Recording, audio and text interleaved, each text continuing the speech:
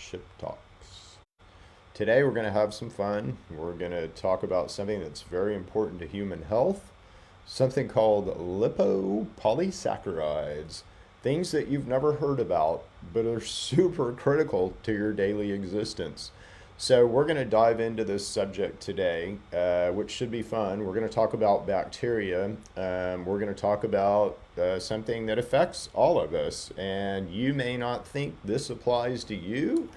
I can almost guarantee you it does. There's very few of us that have not been possessed by bacteria. And, that's almost the way perhaps we should view it. This is a war, a battle we're fighting for our very health. But anyway, we'll get into that as we sort of progress through today's subject. So good to see you guys today. Hope everybody's having a good Friday today. It's an interesting day today, and I want to comment on something because I think this is really important. So if you guys have not seen it yet, I would go out and either find the Tucker Carlson episode from last night or go to Project Veritas and look what's going on with Pfizer Pharmaceuticals. Pfizer was outed yesterday for gain of function, basically doing gain of function on COVID research. And one of their executives is caught on tape admitting that and a bunch of other stuff. So, you didn't see that on the news yesterday, did you? And that's a pretty big deal. And you may not see that on the news today. However, you can go listen to Tucker Carlson, and he did a good job of commenting on it last night very bravely. Because again, as you guys know, and most of the people who listen to this show already know, who runs mainstream media?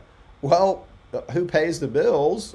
Advertisers. And if you watch TV at all, still, hopefully you don't, hopefully you've turned it off, but if you do, you're going to find that about 80% of the ads are pharma ads. So who controls mainstream media? Who's the biggest lobby in Congress? Who's running the show, boys and girls? So again, that institution needs to fall. In order for you to really understand your health, to kind of get out of the mind maze that we're all in, for me to be able to kind of get through to you guys, that institution has to fall, right? So our faith in it, our ability to look to it for solutions, that has to go boom. So anyway, it was a good day yesterday. It was a good day for people like me and people who are trying to push the truth and tell you the truth and kind of break down this, in my mind, evil institution that's been created called pharma. It was literally physically created by Carnegie and Rockefeller and Rothschild through something called the Flexner Report, seriously, in the early 1900s. So anyway, bye pharma, see ya. We'll be way better off without you. Again, stick over here to acute care. You're really good at that. Stick over here to traumatic care. You're really, really good at that. So again, if I get shot or run over, please take me to a hospital. But day-to-day care, again, God gave us a system. It's a natural system. It's right in front of us. We just need to understand it, educate ourselves about it, use it. And again, it's a data-driven exercise, isn't it? We'll get better or we'll get worse. And we're already seeing this. I've been seeing this for 6 years, 7 years. We get better when we go to God's system, certainly for the day-to-day. Again, I had a cyst. So you guys have probably, some of you guys who know me know I had a cyst. I tried everything in the world to get rid of that cyst. Couldn't get rid of it. So again, that had to go to a surgeon, had to go to a hospital. Was kind of worried about that, but had a really, really good experience there. So anyway, you guys don't need to know all that, but, there is a place, I would say, for pharma. They do a good job in some things, but they certainly don't do a good job of, diabetes care and, blood pressure and day-to-day stuff that we seem to face every day. So those things are way, way, way better handled and managed by God's system that he gave us. So anyway, we're going to talk about that. We're always talking about that. But, the details of that we're going to get into today a little bit. Okay, so what is LPS? Well, bacteria, well, we're going to talk about it, so I won't get into it just yet. So this is what LPS looks like. And what LPS does is it is a bacterial signaling mechanism. So it's something that all bacteria will kind of ooze, if you will, when they're trying to propagate, when they're trying to move around, when they're active, right? So when they're active, they're going to ooze a lot of LPS. And if they're in your lymphatic system, and a lot of these guys are in our lymphatic system, what that's going to look like is lymphatic heat, okay? And what you're looking at in these two young ladies is lymphatic heat. So how do I know that? Well, again, it's all you got to do is look at the lymph glands. So, look around the arms, but what you're seeing up around the chest is that white part is lymphatic heat. What you're seeing under the arms is lymphatic heat. What you're seeing in the groin area is lymphatic heat. What you're seeing under and between the breasts is lymphatic heat. So all of this is just indicative and just screams bacterial infection, although you can't use a thermal imaging camera to diagnose a disease. Okay, so what about LPS? What is it associated with? So again, these young ladies, what symptoms might they be experiencing because of LPS? This will blow you guys away. They might be experiencing fatigue. They might be experiencing poor memory. They might be experiencing anxiety and low empathy. Like, I can't feel your feelings. It's hard for me to connect with you. Depression and social disconnect. Inability to experience pleasure. Disturbed sleep. Fever. Poor reproductive health in women. Reduced appetite. Low pain tolerance. Diabetes, obesity, metabolic syndrome, heart disease, inflammatory bowel disease, cancer, Parkinson's, Alzheimer's, autism, HIV, and retinal disease. Now, let me ask you this, boys and girls. This is pretty descriptive of most diseases. I mean, you can think of some, like muscular dystrophy or something that isn't described here, but, could potentially be associated with this as well. So you're looking at the cause of quite a few diseases, right? LPS from bacteria. Okay, so again, how do we fight the bugs? What critters do we have? What anti-critters do we have to send out, against these bacteria, against these bugs that invade us? Well, we have an immune system, which is really, really cool. And what you're looking at here is kind of how your immune cells differentiate, all right?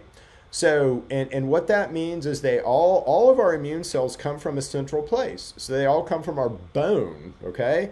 And so and again, I can't say the words right. I'm, not a medically trained guy, but what a blah, blah, blah, stem cell, the top part, whatever that is, hematopoietic stem cells basically they come from bone, all right? So, and the way that, I can't remember if it's CB1, so THC would affect these, or CB2, which would be other things in cannabis would affect these. One of those, so I think CB1 action actually initiates stem cells, and CB2 action actually differentiates stem cells. So as these guys are breaking apart from stem cells into other cells, as they're differentiating down through this tree, that is endocannabinoid action, boys and girls, that is making that happen. So that's how important your endocannabinoid system is to your immune system, and how intimately tied it is to your immune system. None of this happens without an endocannabinoid system, okay?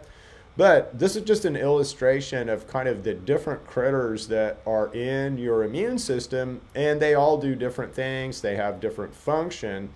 But if I'm a bug, if I'm a bacteria, and I'm wanting to set up a camp inside of you, set up my little fort inside of you so I can LPS you and control you, Again, I'm going to need to be aware of these guys, and I'm going to have a strategy to defeat your immune system, because your immune system wants to kill me. And your immune system is really good at killing these guys. So these guys have to be pretty smart in order to set up a home. Well, bacteria will invade us at opportunistic times when our immune system is low. What times are those? Every time you eat, and for 5 hours after you've eaten, you drop your immune system. There are certain times during the day when your immune system is weaker, and we'll talk about that in a second. The bacteria need a place, they need a home to set up, so they need food and they need a safe place. And they have different strategies for getting around, but a lot of them use LPS. Gram-negative bacteria use LPS, like E. coli uses LPS. All right, so H. pylori, he's a LPS user. 50% of us, I think, in the world will be infected with H. pylori. H. pylori is certainly not like the cause of autism, but it's interesting that a lot of autistic people will present with H. pylori. H. pylori is tied to a lot of different diseases, basically because of that first slide we looked at, because of LPS and the causes of LPS. So again, H. pylori, he's a bad guy. You don't want this guy in you, and if you have him in you, you want him out of you. So these are just a look at kind of how these guys work and what they do. I do want to point out something. So do you see where it says lipopolysaccharide in the blue box there? And again, LPS activates your toll-like receptor 4 mainly, and that's mainly how he gets in you, but also 2. This thing that it says about low immunogenicity with mimicry of host antigens, Lewis Y, Lewis X, and H type 1 blood group structures, LPS works differently with different blood types, okay? So, and again, I'm not at the bottom of this yet. I haven't really dug this out yet, but you're going to be more susceptible to LPS depending on your blood type. And that's something that we all should understand and know. Okay, so that would mean that you're more susceptible to bacterial infection, more susceptible to the power of bacteria, meaning they could hurt you easier. So it's important to know our blood type in relation to bacteria. This is well known, by the way. It's well studied stuff, and I don't know why it's not in, every educational, just general education about health. None of this stuff is. This should be the number one focus of some government agency to inform us about this stuff, right? And again, this is just, I'm pulling this stuff from well-known sources, let's say. I mean, hard to find and sometimes hard to read sources, but I'm just out there pulling this from, data that I can find, so anyone can find this data. I don't know that anyone could put it together in the way that I'm putting it together, but anyone can find this data. Okay, so bacterial strategies. So what do they do to jump the immune system? Well, they all have strategies. But again, once you get invaded, what can happen is the microbes, and I'm looking at this graphic on the left, I'm just going to walk you through these 1, 2, 3s, but they can basically infiltrate stem cells in our bones. And that's what the graphic is on the right. That's an invasion of a stem cell. So, this bacteria can use LPS to reprogram stem cells. When stem cells are reprogrammed, again, the way that you proliferate and differentiate immune cells is affected.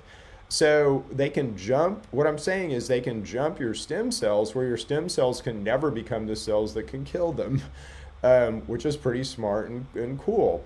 They also use basically our white blood cells to get around. So they use our white blood cells and our systems to move around and basically set up other little forts and homes. When our cells differentiate, again, they need a strategy to be able to fight that differentiation, and they do.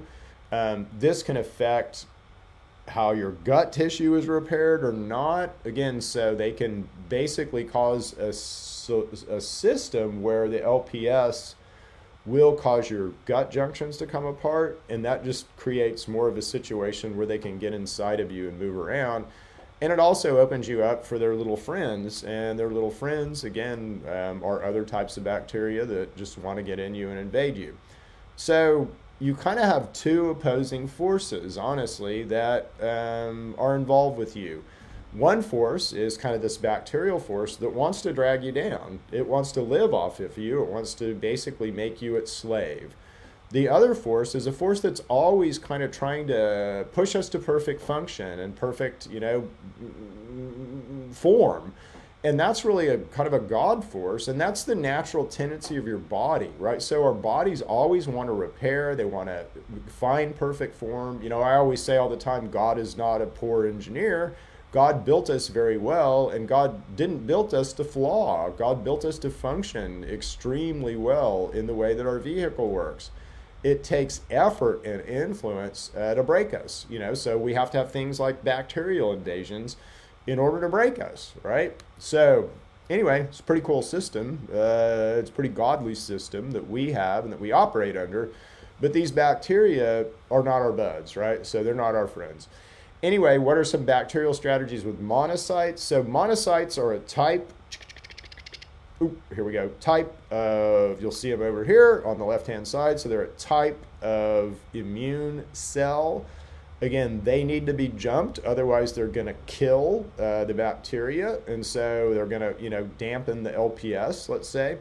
And so this is a way that, and again, I'm not going to explain this whole graphic, but this is what happens. So real quick, what this means is LPS and the PAMPs and DAMPs are other signaling molecules by bacteria, but all of them can kind of affect this TLR receptor, toll-like receptor.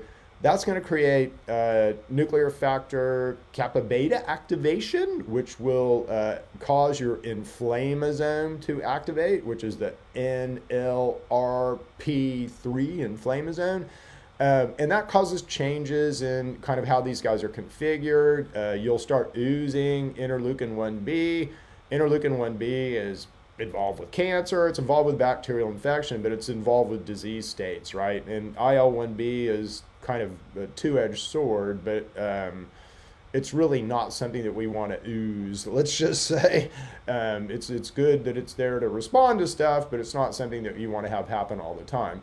Again, so if you've got this going on all the time, this LPS infection, it's constantly and chronically inflaming you, right? So you have in all of these cells this inflammasome, activated, and it's changing kind of how your immune system works and altering your immune system. So you literally are, being reprogrammed. When we have these bacterial infections, we're being reprogrammed by the bacteria. Not only the metabolic state of cells, but also our immune system, our lymphatic system are being completely reprogrammed. Okay, so again, you are going to see this graphic a lot. This graphic really has to do with circadian rhythm. And what I want you guys to realize is that, we're kind of like a sophisticated computer or very similar to our vehicle.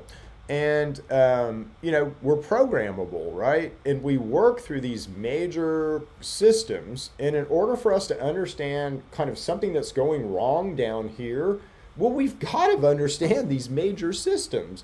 I mean, let me walk you through this real quick, and then I'll tell you how important this is and why it matters. So we entrain to the sun. So whether you like it or not, even if I put you in a box and shove you underground, you're going to still entrain to the sun because, again, we get UV rays from the sun. Those UV rays will penetrate the earth or penetrate just about any box I can put you in. So even if sun rays are not shining on you, you are being affected energetically by the sun all the time. That sun entrains a clock in us. Again, you can change that clock. Day shift and night shift workers, will understand differences in that clock and have stresses and bad consequences associated with that. But anyway, what happens is your body can't do everything at once, right? So it's just like your car kind of can't do everything at once. So it needs to be able to focus on certain things at certain times. So it's kind of like the eye, if you will, or, what's going to be in play at certain times. So again, everything can be managed probably at once, by your body, but your body is going to be spending energy and doing work down certain silos at certain times. So you might be building hormones at certain times. You might be repairing tissue at certain times. Obviously, at certain times, our bodies are open to sleep. Obviously, at certain times, our bodies are more awake to energy expenditure because it's daytime, we need to use energy. So we go through this symphony of kind of function every day. That's super important, okay? Now, how does this work? Well, how does this work physically inside of you? Well, genetics is the way that it works. And the best way that I can describe this is kind of through melatonin. So we all have melatonin receptors. We know that melatonin will kind of make us sleepy at certain times if we take it, right? Well, if I give it to you at noon, nothing will happen to you because your genes aren't open. It's not the right time in your rhythm for you to be using and dealing with melatonin. It's time for wakey wakey. It's not time for sleepy sleepy. When I give it to you at 8 o'clock at night, your genes are open. Whoop! You suck it in. It affects you because it's time for nighty nighty, not wakey wakey, right? So again, our bodies go through this symphony every day. The most disruptive thing that you can do to your symphony is eat, all right? Other disruptive things that you can do to your symphony: get in the cold, get in the hot. Environment obviously plays a role in our symphony. If I give you a piece of lead, your body's going to have to respond to that, and you're going to have to take energy away from whatever it's focusing on at the time it's focusing on. Now, the fascinating thing about all of this is, guess what? You have a circadian rhythm in your immune system. And this is super important to understand because, again, if I'm trying to kill something in your immune system, we need to understand how we work and kind of how the wind blows, right? And we need to work with our bodies. So when our immune system is super active, that's when we need to develop strategies to basically go at these bacteria. So again, we want to make sure that our immune system is responding in the proper way, but we also want to make sure that we give our immune system horsepower at the proper time. Otherwise, it's kind of asleep. And again, when you eat, you kind of put your immune system to sleep. You affect this circadian rhythm of your immune system. Let's put it that way. Most of this stuff is really cool. So it's BMAL, clock, per, cry, and the EBOX structure is all part of Nobel work that was done in 2017, which is just fascinating stuff. This has so much to do with how you work. It is unfreaking believable. But just suffice it to say that it has a lot to do with our immune response and the immune system. Okay, and kind of how does this work? Well, this goes through, and I'm not going to read all these to you, but I will read to you the intestinal epithelial cells. So these are the cells in our gut lining. These are the cells that basically suck in nutrients. Again, transcription, how does this circadian transcription of genes regulating host pathogen interactions, circadian susceptibility to infection. So if you're eating at certain times, you create kind of bacterial situations that are not going to be good, that where you don't have defenses, okay? So you have defenses at certain times, you sort of drop those at certain times. That's important to know. And again, we should eat in line with when our defensive genes are expressed. And this is stuff I just haven't gotten to yet, like when does that happen and how do all these systems actually go through each other. But it's new stuff. It's hard to find data on it, but I'm working on it. And I'll have all that, in Chip Talks down the road. Anyway, so T cell differentiation. Again, this is, if I'm bacteria, I need to understand this because at certain times you can kill me and at certain times you can't. So I got to hijack this situation.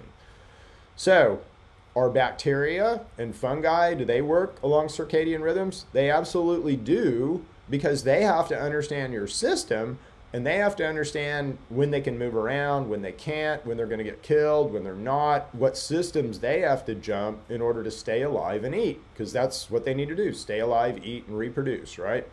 So all life, and what this is saying is basically, what a shocker, all life on the planet runs by the sun. That's kind of cool. So again, if you're religious or spiritually minded, you can certainly insert capital S-O-N into that assertion. All right, This is just cyanobacteria. So again, we all run on a clock. We all run on a clock dictated by the sun. But that's important to know because at times we're weak, at times we're strong, at times these bacteria are weak, at times they're strong. So important to know in strategies and how to kill them. All right, again, this is what LPS looks like. It's very easy to see with thermal imaging. It's also very easy to see progress. So, like, let's say you came in, the person on the left is more severe than the person on the right, I'll just say, as to bacterial infection. But, you know, what we would want to see is that person on the left look more like the person on the right and then begin to look like kind of what normal should look like, which is not a lot of lymphatic heat. So your no lymphatic system should be this hot. This is just screams bacterial infection. Okay, again, once again, if I'm a bacteria and I'm going to set up a camp inside of you, you've got a lot of ways to kill me. So I've got to jump your stem cells. And this is a very important statement. Thus, while direct TLR4 activation in HSCs, again, that's that stem cell word I can't say, might be beneficial for controlling systematic infection, prolonged TLR4 signaling, LPS, baby, has detrimental effects and may contribute to inflammation-associated HSPC dysfunction. So again, if I want to make these guys dysfunctional, I hit them at TLR4, and that's exactly what LPS does. TLR4 is super important in how these guys work. Again, it's looking like they hijack our immunity so that we always kind of have one type of response over another, and that's advantageous to them because they know how to kind of fight against that one response and they don't have to worry about two. Macrophages can also be reprogrammed by LPS. So again, when LPS infects through TLR4, that is basically it's the microbe infecting, and it hijacks the metabolism of the cell. So when cells are proliferating, they like something called anaerobic glycolysis, which is called the Warburg Effect, and which is what cancer does. Cells will switch to this, it turns out. Again, this is new stuff, but cells will switch to this when they're trying to proliferate. So in the lack of oxygen, they kind of switch and they'll start trying to proliferate.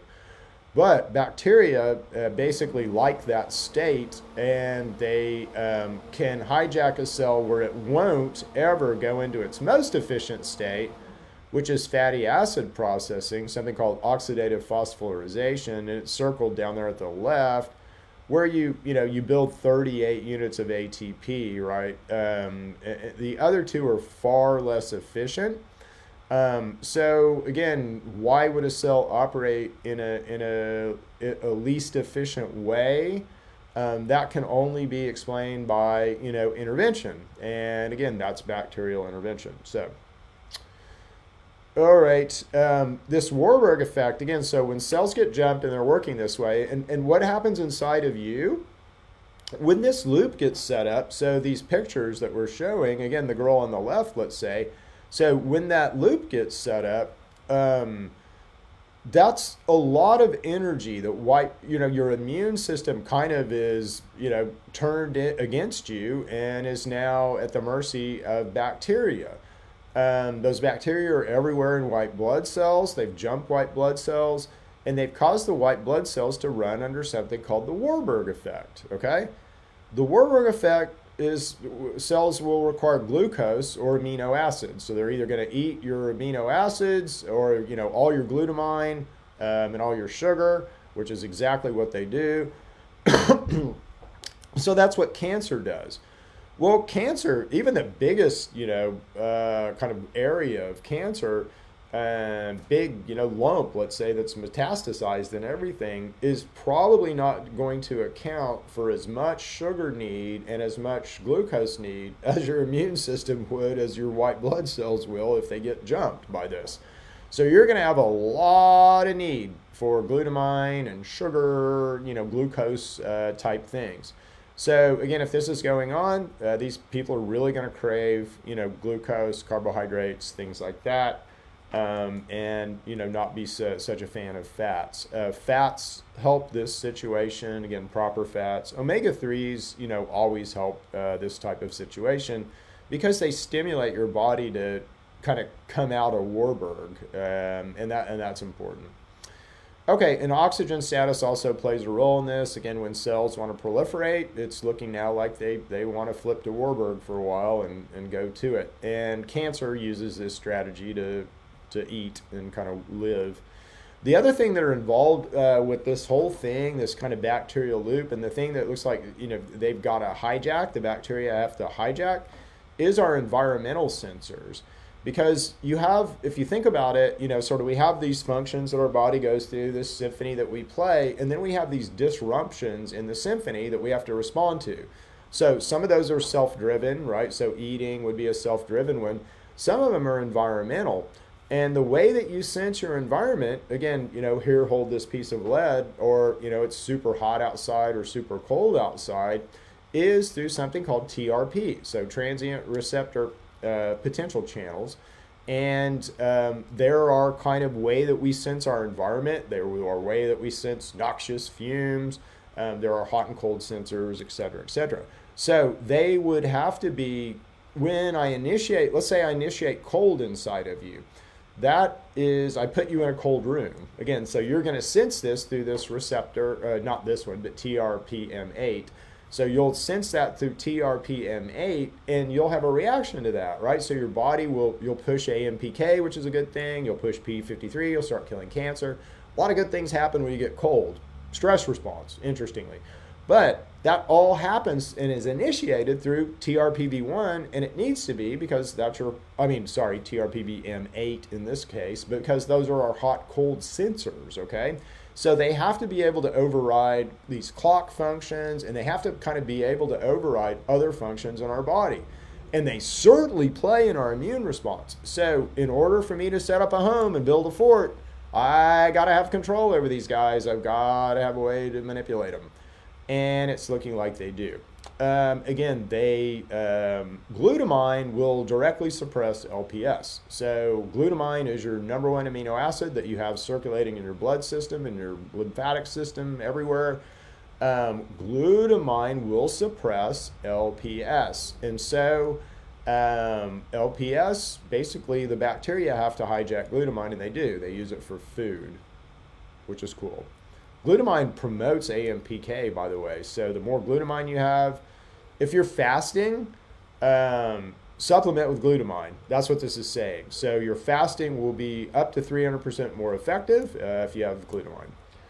If you have a bacterial infection, if you're going to supplement with glutamine, be sure you have another strategy. Otherwise, you're just feeding the bugs. Okay? So be aware. Important to know. So this is just kind of the loop of what happens. So bacteria invade us, the host, at times when our immune system is low. And again, every time you eat, that happens.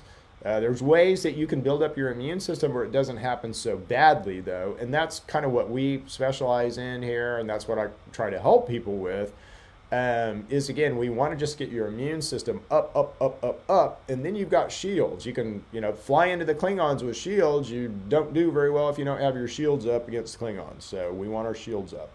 Bacteria knock down the immune system by invading white blood cells and changing their metabolic programming. That's a simplistic view of what happens. It's pretty damn complicated what they do. It's pretty smart. I'm still trying to get the bottom of it in some places, but it's amazing. It's really cool. It's interesting and evil, which is not good, obviously. But they certainly are intelligent in how they go about things. By hijacking glutamine processing, bacteria also get rid of a potent agonist against LPS. So again, they eat what would kill them, which is pretty smart. They hijack stem cells, and again, they alter them so that they can't become the very cells that would kill them.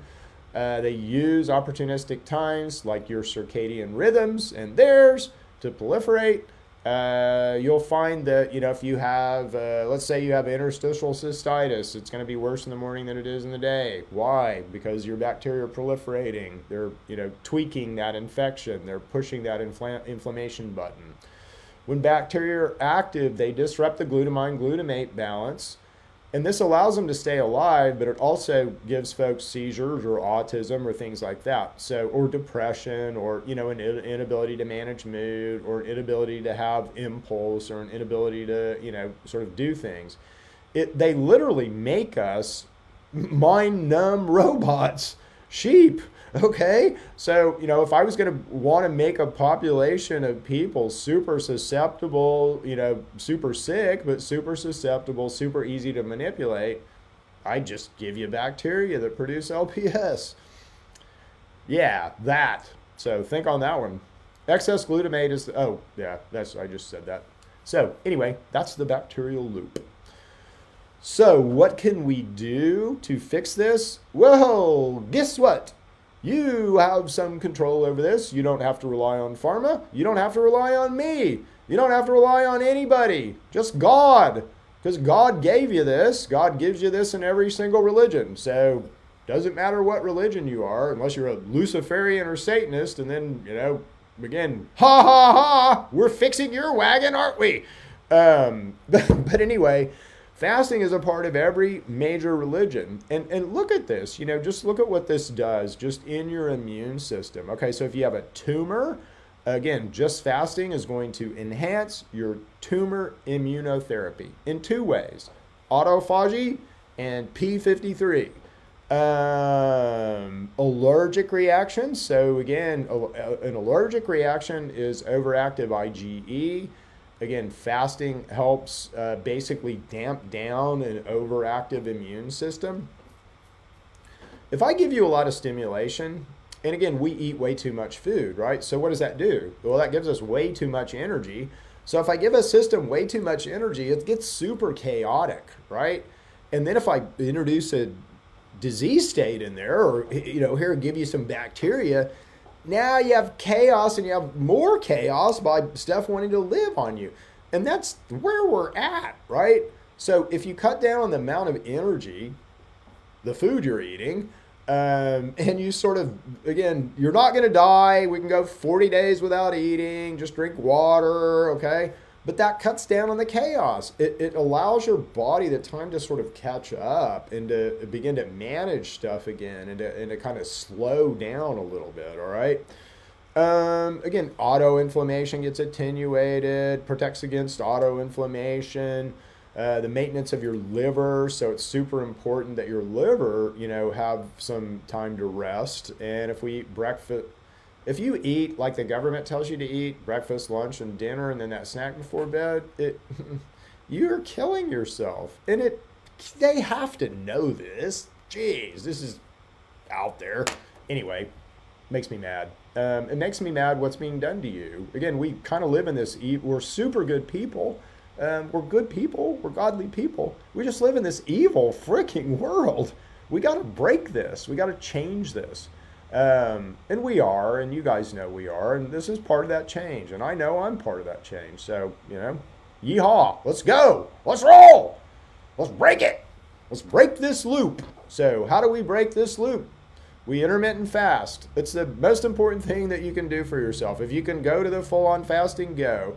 But the most important thing that you can do to heal your body and heal yourself is intermittent fast. And that's within no one's control but yours, okay? So I'm unslaving you. I'm unshackling you. I'm undoing your chains. Do what you will. Glutamine supplementation, but only in combination. So if you're going to supplement with a lot of glutamine, make sure you at least have a fasting strategy. Otherwise, you're just feeding the bugs. You're just giving them energy, and you're just creating more chaos, and we don't want to do that. So if you do supplement with glutamine, at least look at intermittent fasting, but you might also want to look at theanine. So theanine has a special effect in our brain. So it will, it doesn't block, but it kind of sideways blocks, let's say, our glutamate receptors in our brain. And this allows us to kind of catch up in our brain and reestablish that glutamine-glutamate balance. And this is super important for disease states like autism, with seizure disorders, you know, and those two are comorbid quite frequently. But things, Parkinson's, Alzheimer's, any kind of brain disease is going to be helped by theanine quite a bit. Theanine is also really good for dogs for kind of the same reasons. Berberine is going to be important in this strategy because you'll notice I said TLR4 a lot, and as I was walking you guys through this, that's a receptor that's on stem cells all the way to expressed immune cells. And so it's an easy way for bacteria to sort of access a cell, and it's how LPS kind of gets in and tries to reprogram. So if we can block that guy for a little bit, again, we want to block that guy when these bacteria are trying to proliferate. I don't really know what time that is yet, and I'll have that answer for you guys. So I don't know when they kind of go active and try to proliferate in the circadian rhythm, but I know that they do. Restorval is super good. It's just, it's a super good supplement. Again, this is why red wine is so good for you. Also something called the galacachin, but resveratrol it's in the skin of grapes, and it's a super duper good supplement. It pushes AMPK, so it pushes your fasting button. So there's a cellular switch that gets flipped that we want flipped, and you just turn on all these goodies when AMPK is involved. So when you eat, you turn it off, and you turn it off for 5 hours. But when you come back into fasting, you turn AMPK on. And so we want AMPK on, and we want things that push that button and make that more important. And glutamine, by the way, will increase that efficiency by 300%. So super important that we all be supplementing with some glutamine. Anything that we can do behavior-wise to push AMPK. So again, that's get cold. That pushes AMPK. Fast pushes AMPK. Intermittent fasting pushes AMPK. If you're a THC person, so if you're a medical marijuana person, and I'm a medical marijuana person, using THC will push CB1, which also pushes AMPK. So lots of ways to push AMPK. And that's why there's a lot of different ways to, kill cancer, and a lot of different ways to push, I would say, the same buttons inside of you that create advantageous effect. Okay, well, so that's it for the presentation. That's it for the chip talks. I know we went a little long. We're probably 2 chip talks instead of 1. But I had a lot of information I want to cover, and we did get down into the weeds, but sometimes I think that's valuable. Sometimes I think it's really important that we do dive down there and kind of get into stuff. To me, this is a spiritual battle that we fight. Again, it's as above, so below, and we need to understand this. We need to defend ourselves. Otherwise, we're going to be mind-numbed robots, literally, partially because of the bacteria. So, anyway, have a good Friday. If you see that Pfizer story, spread that sucker around. Go watch Tucker Carlson from last night. Boom!